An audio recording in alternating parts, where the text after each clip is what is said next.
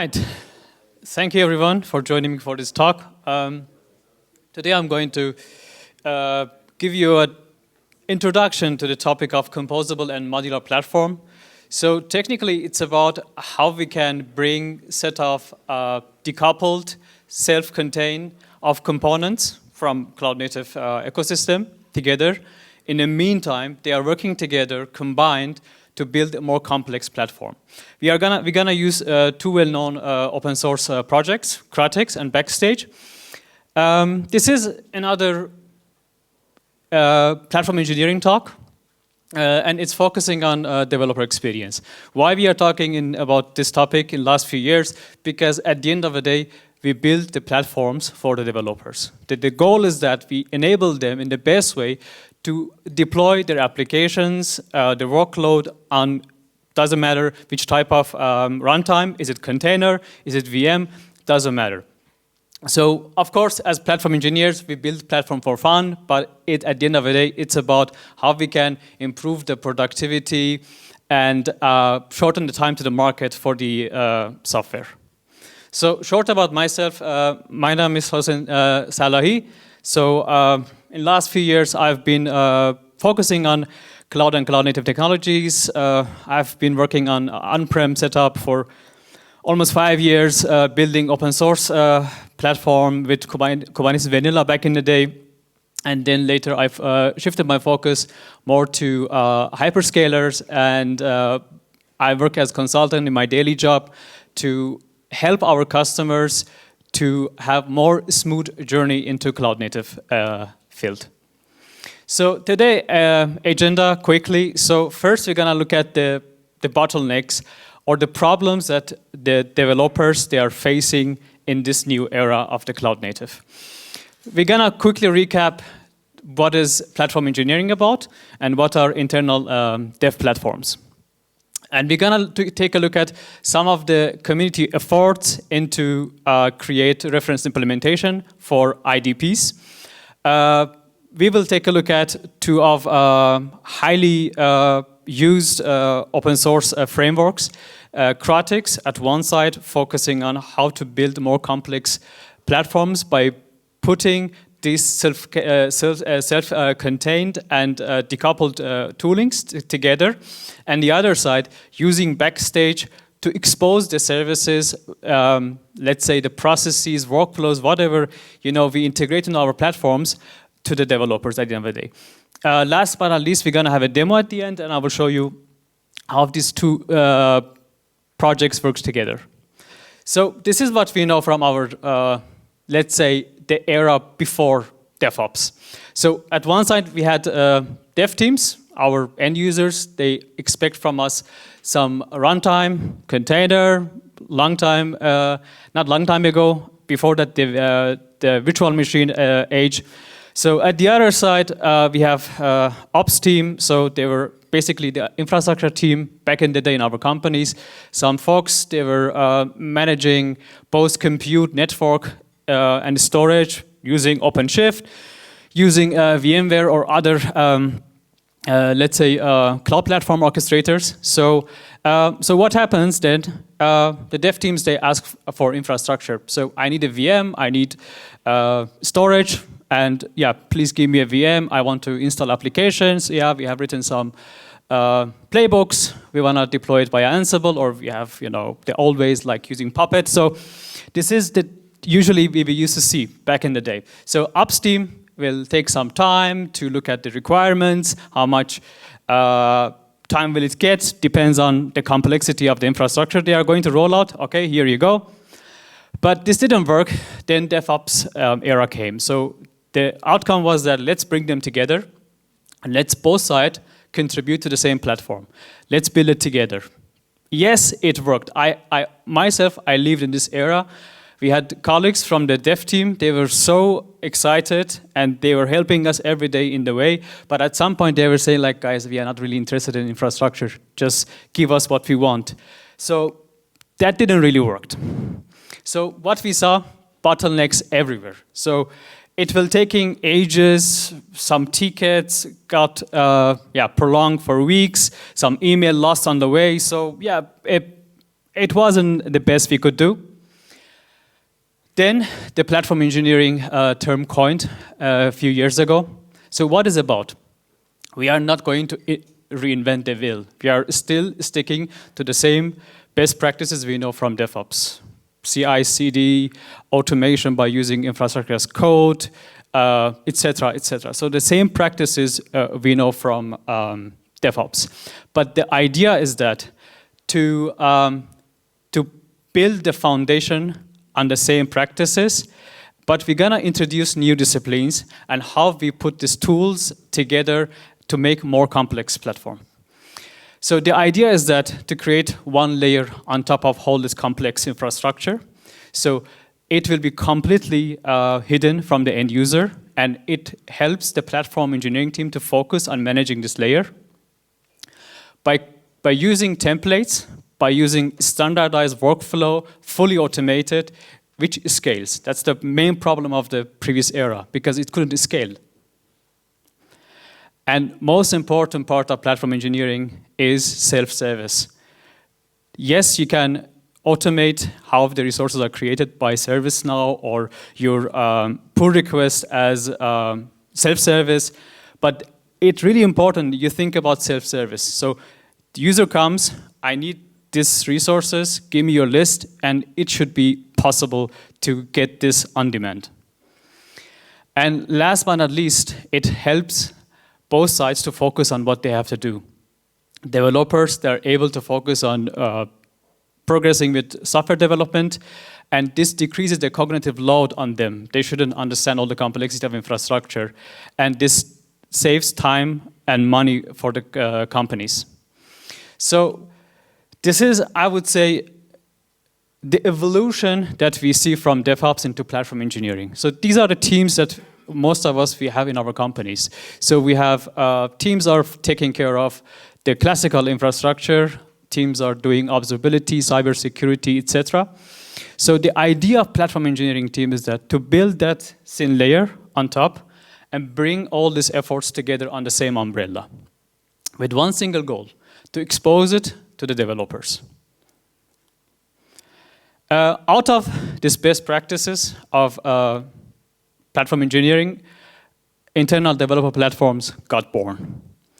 So let's take a look at the elements of an IDP. Before jumping to IDP, I want to differentiate two terms that they are used interchangeably, but it's not correct. So some folks are using internal dev portals for the same, for the internal developer platforms, but they have different focuses, which I will come later. So here we are talking about developer platforms. So it's about scope. So what do we expect from an internal dev platform? What are we going to tackle? Which solution do we provide? So this should be clear for the, team that is going to build this platform. So are we able to version all the resources, all the solutions we build? Are we able to roll back? So this is most important part of the building an IDP. How portable is my solution? Can I port this platform that I have built on top of, let's say, AWS or on-prem to Azure Cloud? Is it portable? How I'm coupled to the cloud provider? So it's most of the time it's underestimated, and when we think about a multi-cloud strategy, it doesn't work. And last but not least, secret management. How I'm going to secure my API keys, my secrets, my tokens, etc., for my applications or the platform components. Infrastructure. These are not new to you guys. We are using this every day. Some are the tools that we have seen for a couple of years. We have used it every day, Terraform, Crossplane. How you use it doesn't matter, and the rest are commodity, I would say, cloud services we use every day. Again, the part which is self-service is really emphasized, because without tackling this problem, we're gonna loop back to where we were at the end of the DevOps era. So this should be the main focus. And deployment. So thanks to GitHub's pattern in the last few years, I think I wouldn't say there's someone between you hasn't heard about GitHubs, hasn't heard about Argo CD or Flux project. We are using continuous deployment in our project, so that's already part of an IDP. And the last point is that IDP focuses from the beginning on how you should tighten, your accesses. So it adapts from the beginning into least privileges. So you shouldn't give to the people higher privilege when it's not required. So stick to the list, and if it's required, you can change it. So again, thanks to community, we have some reference implementations, or let's say at this case, architecture for IDP. This is, I would say, it's evolving so quickly due to Gen AI and also a really fast pace of cloud native ecosystem. So at the upper part, so you can see it's highly focused on, let's say, the developer side, because you can see that we have the classical IDEs there. We have, for example, in terms of portals, we have Backstage and some other solutions. We have Git versioning systems such as GitHub. Part of tools are, I would say, they are crossing between two parts, such as Terraform, because it can be also exposed as self-service at some point. At the lower part, we have, let's say, mostly platform capabilities that we as platform engineer, we are focusing on them.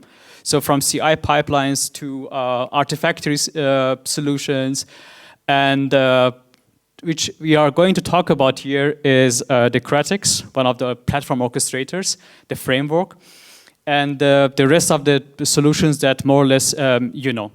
Of course, we cannot talk about an IDP without talking about observability, without being able to collect metrics, logs, traces, profiling, API events, etc.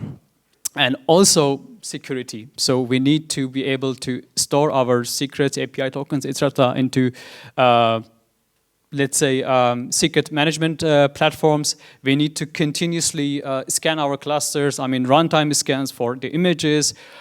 So this is also a really important aspect of, let's say, cloud native ecosystem. Last few years, observability topic is really got important, and the same for security. There are few implementations of such an architecture. There are few projects that came across in the last 2 years. One of them is Canoe from AWS community.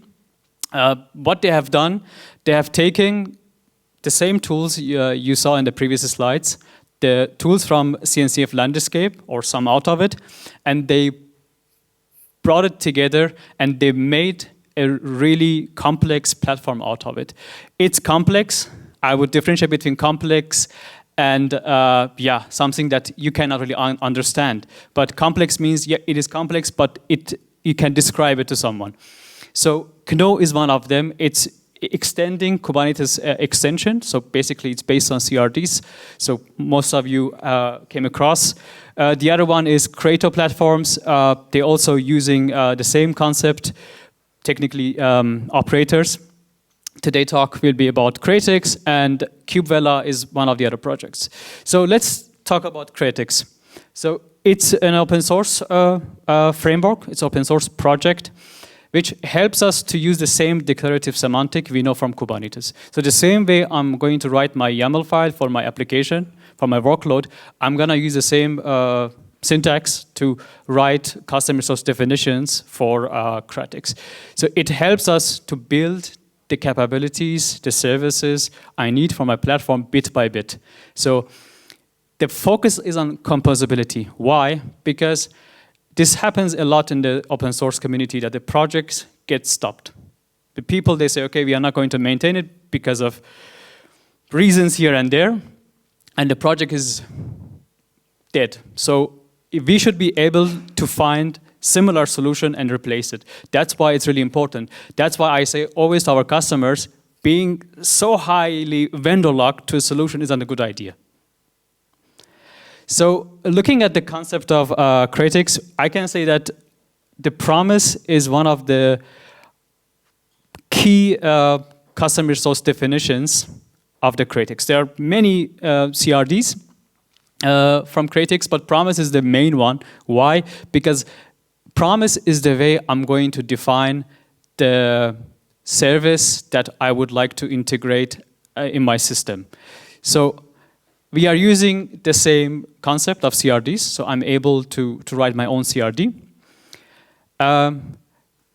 I can define dependencies. So if you look at the promise syntax, you can see a section called the dependencies that I will later show in a YAML file better. So dependencies helps me to resolve all the dependencies that I need before getting to my resource. Let's say I need to deploy a Postgres operator coming from the community, but before that I need to deploy some other dependencies. I don't know, I need some MinIO backend storage, I need some other toolings like Cert Manager in my cluster. By using dependencies, I can resolve those dependencies before having my promise fulfilled.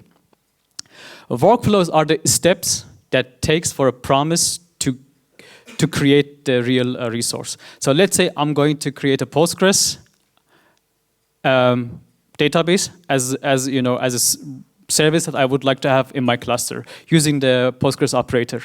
The workflow manages the whole life cycle of creating, upgrading, and at the end, the deletion of this resource. And what I would say, I think it's the great feature of Promises that I can choose where I would like to deploy it. Is it on my local cluster? Is it in some cluster downstream? Because with the same concept, you can manage multi-cluster. So let's look at the architecture. So let's say we have Kratix installed on our Kubernetes cluster, and as platform engineer, I would like to add some resources. I would like to define a service. So what I would do, I would write a promise, the definition of promise with dependency, with the steps, and this will trigger the workflow. The workflow will start creating the resources. So in this example, I use really simple one. So we are not going to create Postgres operator, whatever. So we just stick to, let's say, we want to have a deployment with ingress and service objects. So the workflow will generate these YAML files for me. And the output will be stored either in your Git repository, or it can be any S3 compatible backend. Kratix by itself uses MinIO as a backend service, but you can choose whatever you want. At the end, the right side, I think it's common between all of us. We have a cluster, we have deployed our GitOps engines, and we can just let Argo CD, hey, here is your destination. I mean, here's where the YAML files or my Helm chart or whatever is lying down. Please sync with that. And as soon as Argo CD syncs, it will reconcile those objects into destination cluster. Let's talk about Backstage. So Backstage has been really hot topic in the last few years when we are talking about open source developer portals. It's a framework developed by Spotify. I think they open sourced it a couple of years ago and then donated it to the CNCF. So now governed by CNCF and maintained. So we call it the single pane of glass. Why? Because it's the central portal, or doesn't matter how you call it, it's a central point that you will expose to your company. So all the services, all the workflows, processes, whatever that you have built in your platform will be exposed via Backstage. So it doesn't matter what type of service it is. It can be a dashboard. It can be some applications that are lying down in your Artifactory. It can be some services. It can be some cloud services such as Kubernetes on EKS or AKS in terms of Azure. It can be some TED Docs. It can be anything. Whatever your logic is can be translated into Backstage service catalog.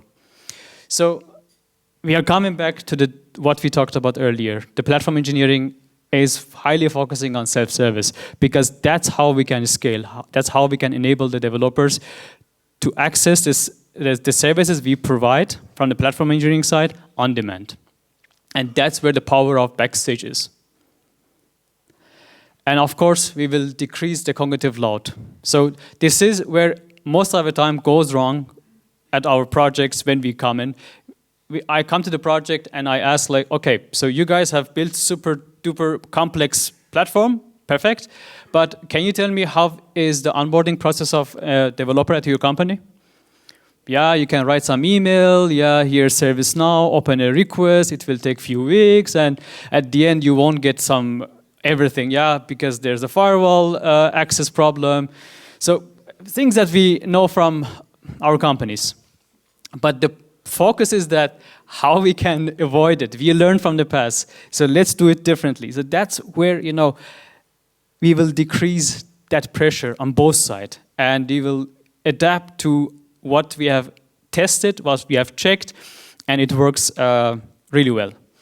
So looking at Backstage concept, the first part I would say is the plugins. Let's go completely on. So the plugins, I would say, is the heart of the Backstage because it's how we can extend it. So a fun fact, Spotify central instance is managed by 5 engineers. It's unbelievable, yeah? 5 engineers, they're managing the central instance of Spotify. But how it's possible? Because they have 120 teams around it.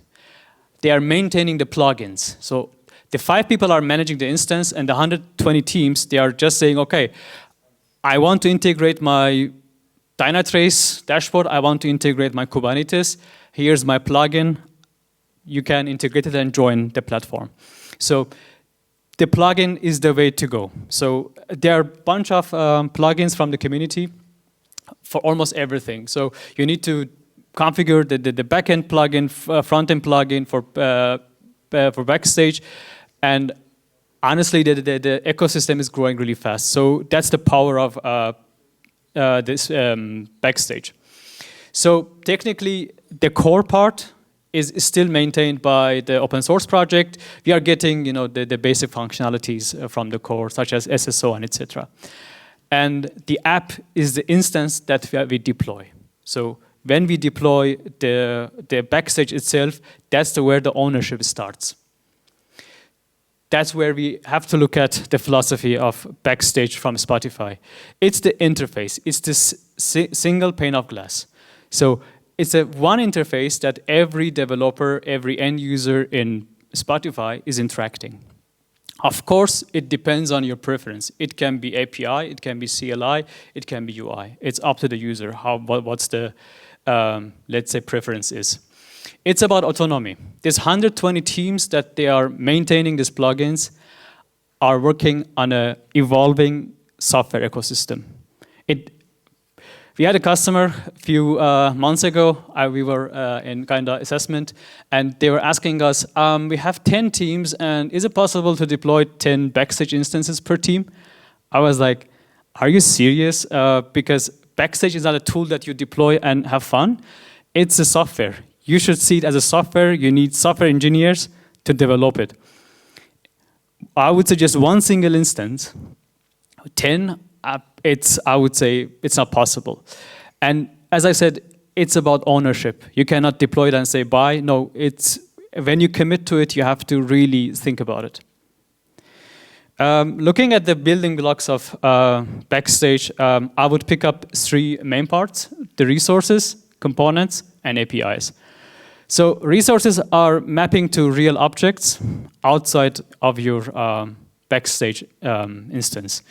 It can be some objects or resources in Kubernetes.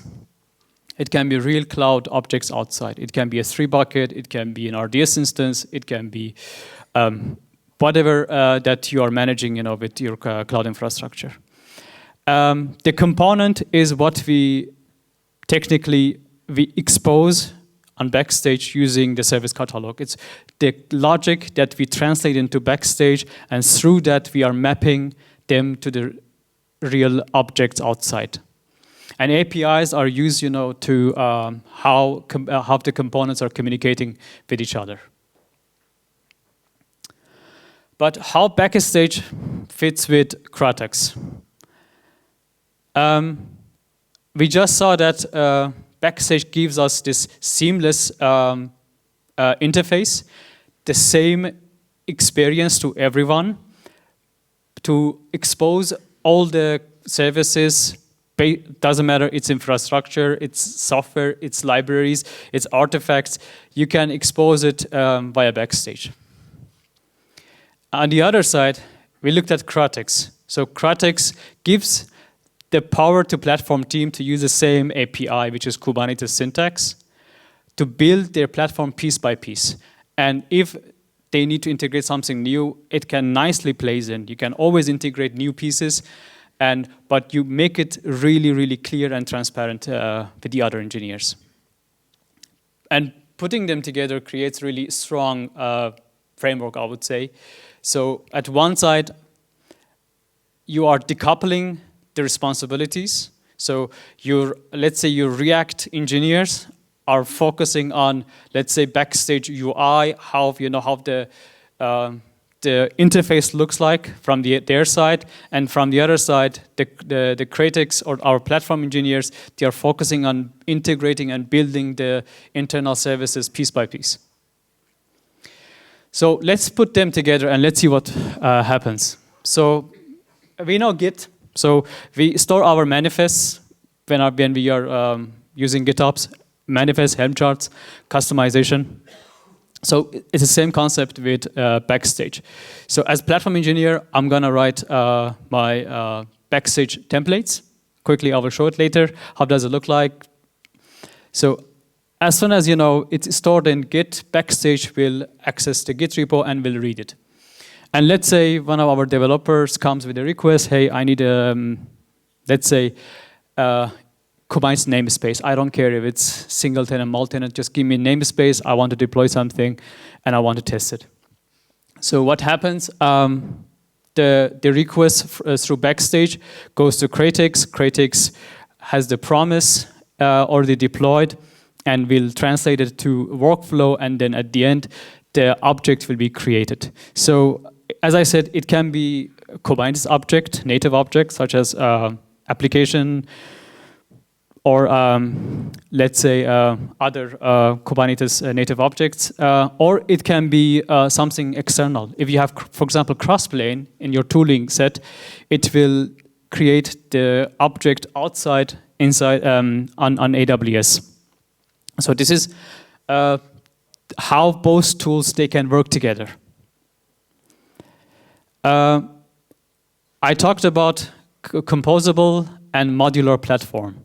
So from one side, Kratix helps us to choose the toolings from cloud-native ecosystem, from CNCF landscape. And by using that, we can build piece by piece a decoupled, self-contained system. And the great part is that we are using the same declarative APIs. On the other side, we have Backstage, which focuses on the front end, how the internal services we have built can be exposed. Honestly, if you build super complex and even the greatest platform, if you cannot expose it, it's a failure. Because if end user doesn't know how can get access to the resources, it's a problem, to be honest. So let's show a quick demo. Knowing Backstage, it can be always tricky. So this is my current Backstage deployment. Can I switch, guys? Or I need to exit my...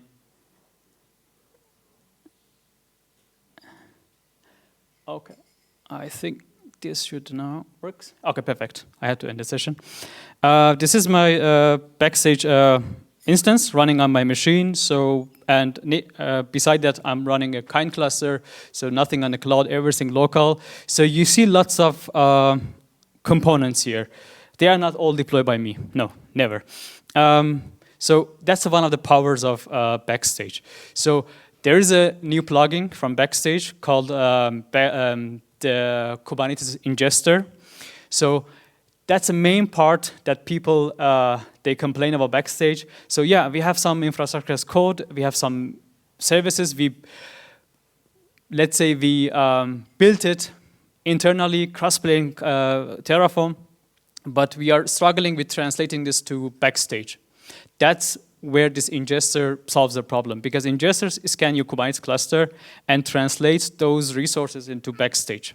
So they will be automatically ingested into Backstage. So that's why you are seeing lots of other stuff here, for example, Cert Manager, Flux system, and etc.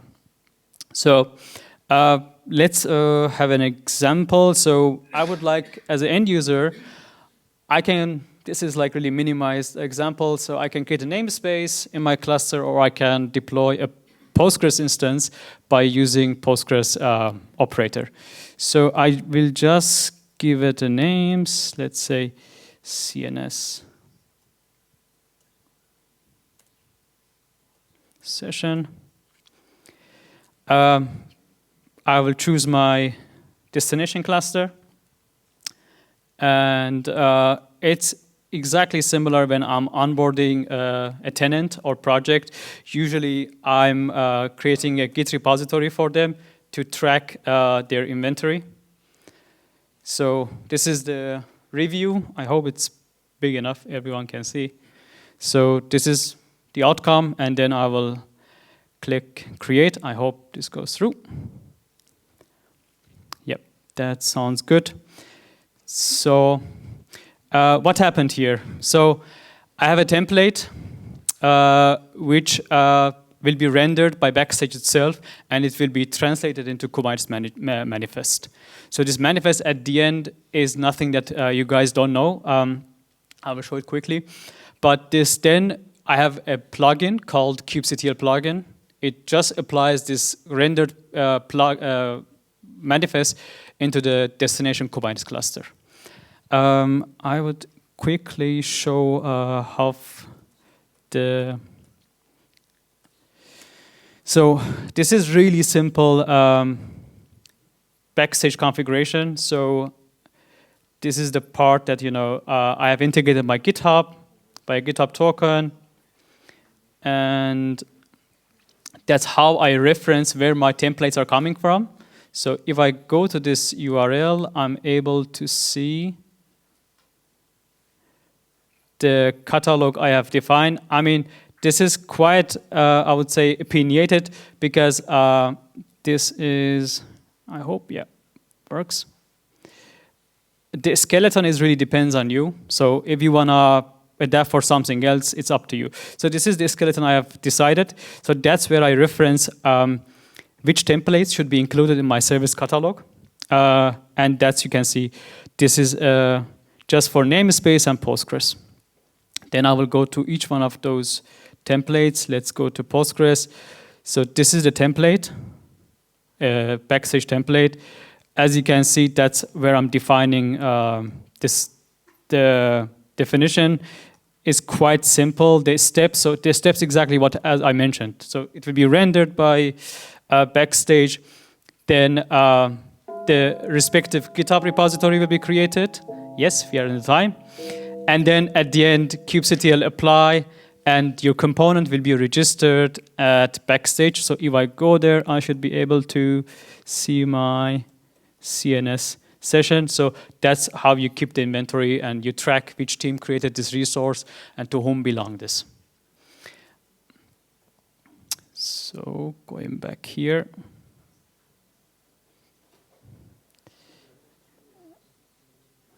So let's quickly recap. So what we saw today is how we can use such a set of tools to create a modular and composable platform. So it gives us full flexibility to not focus on the front end, also to build such a complex platform piece by piece. And at the end, it's about how we enable our end user, which are developers, how we can simplify their daily life and let them to focus on ultimate goal, which is improving the software quality, meantime adapting to new technologies.